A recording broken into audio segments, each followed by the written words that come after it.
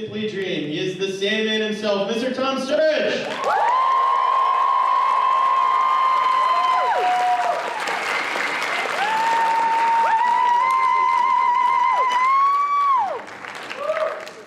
You know, honestly, if you showed up in anything but all black, I would probably be a little worried, you know. Sad I can never wear color again. Yeah. So we'll do this kind of classic con stuff. You have a question for Tom, and you want to line up at one of these two mics. I'll kick it off, but you want to go ahead and get lined up. So, you know, the Sandman is, of course, beloved. That original comic run in DC Comics was only 4 years, but almost since the book came out, they've been trying to adapt it in one way, shape, or form or another. It's kind of suffered in this production purgatory for the longest time with you know, different iterations over the years, and really has done such a tremendous, proper treatment of it. But what was that like for you, kind of then coming into that? Was that daunting at all? It was exquisitely daunting. I mean, I think that the kind of the purgatory that you talk about in trying to get it made was based on the kind of foolishness in thinking that you could distill it into a film. Yeah. I mean, the point of Sandman is it's a story about storytelling. It's about stories, and there are, as you all know, an extraordinary number of stories within it. And to try and pull one out of it is quite literally not what Sandman is. And I think Neil knew that, and every time he was faced with a script that was only 112 pages long, was always like, this isn't it. And the beauty of kind of long-form television is that now you can take it on. And then as far as I was concerned, yeah, I was so daunted. First and foremost, before anything, I'm a fan of Sandman, and I think, like everyone, when you read something, you make the film of it in your head, and I wanted to, whoever was going to do it, to do justice to the film I'd made in my head. You have a really close kind of professional and personal relationship with Robert Pattinson. I would say it's been a great year for us goths between the Batman and the Sandman. We're still waiting on that Crow movie, but they shot that. No, it's similar to the Sandman. Wasn't Jason Momoa? There's been so many people attached to it. Right. Not to say that the original Crow movie with Jason Lee is not perfection, but Brandon Lee. That's right. Yeah, sorry, Brandon Lee. Jason Lee, that would be a weird Crow movie with Jason Lee. I can see that movie. Yeah, I would watch that movie. Maybe that's what they should do.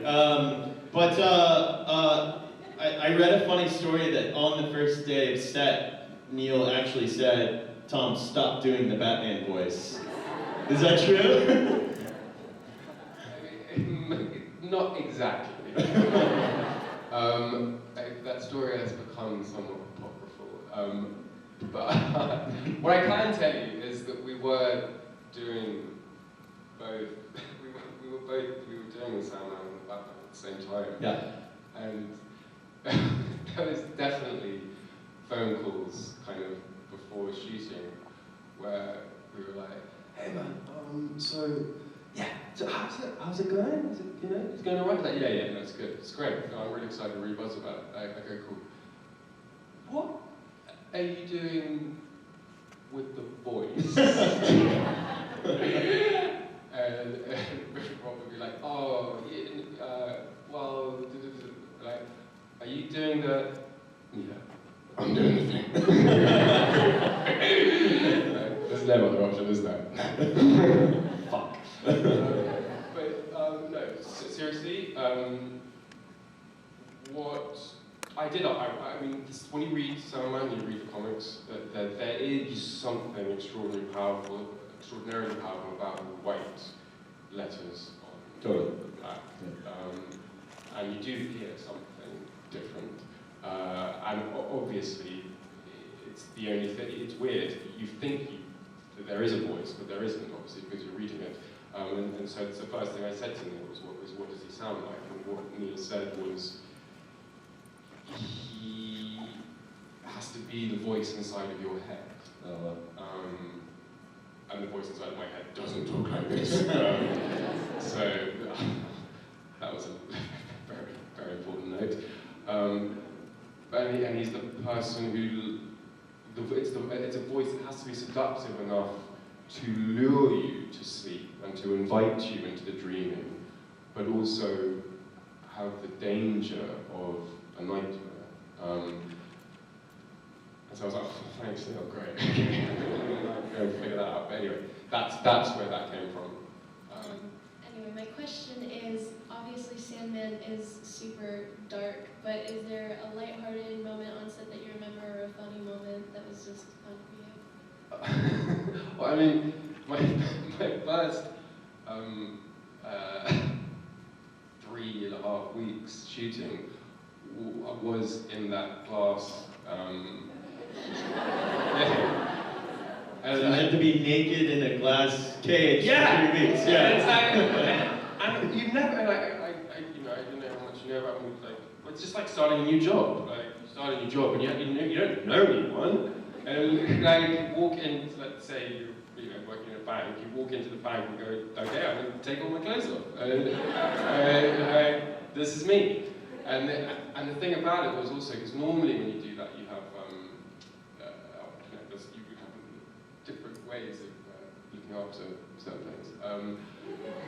But because this thing was it was the glass, what do we want to call it, cage, snow cone.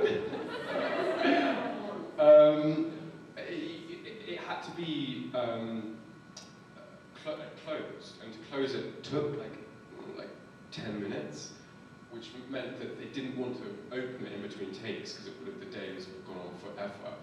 And so, and you obviously can't have like a blanket in there because it's a glass thing, and so I would just sit there for hours at a time, just trying to find like yogic positions that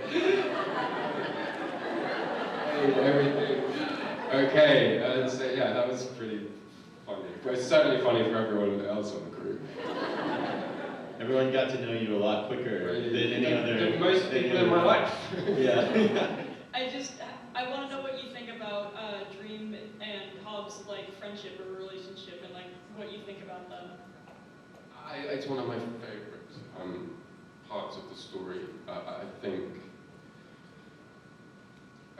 think in that episode and in that section of the graphic novels, you're right. He does become more human. I think that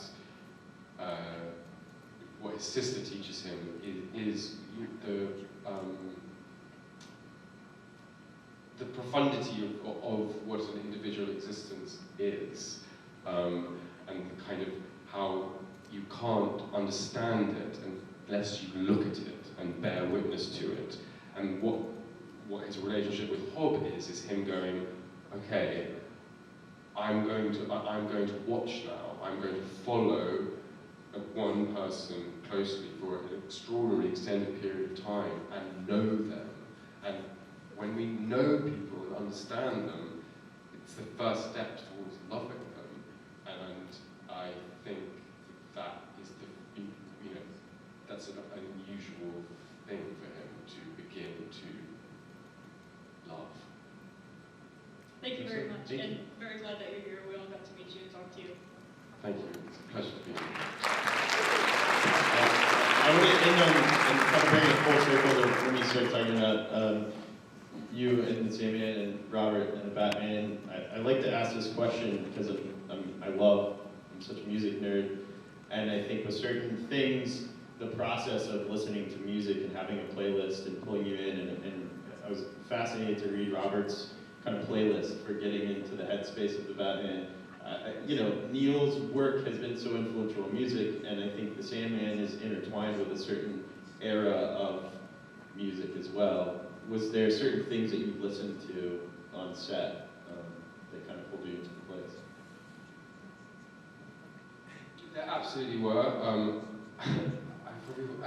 It's trying to create a character is a little bit of a magic trick, and in that when you kind of describe how you did it, it's the same way as when you just grab a magic trick. You just go, oh, that's it. Yeah.